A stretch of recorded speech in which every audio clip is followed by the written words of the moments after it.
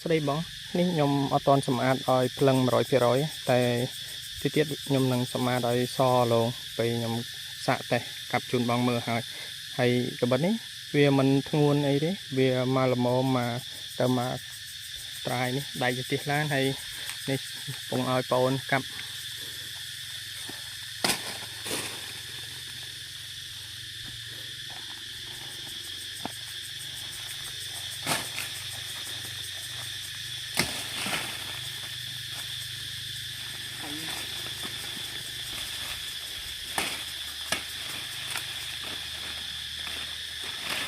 ពួកអានេះវាដៃជាទីឡានក៏ប៉ុន្តែគេធ្វើរៀងស្រាដើម្បីយើងងាយស្រួលកាន់ដៃមួយយើងត្រាយ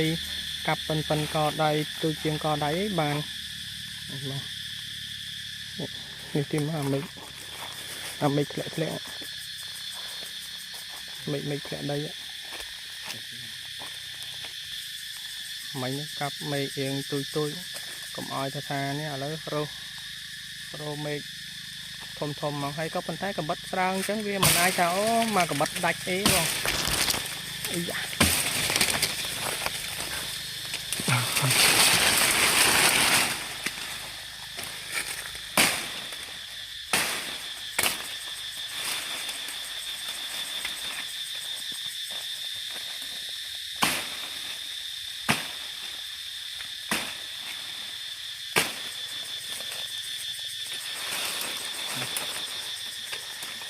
អត់តែស្ដែងជូនបងមើលបងមិនមែនថាអូ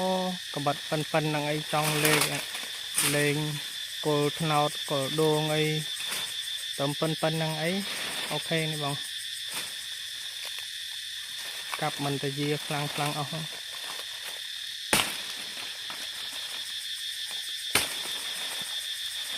ប៉ុន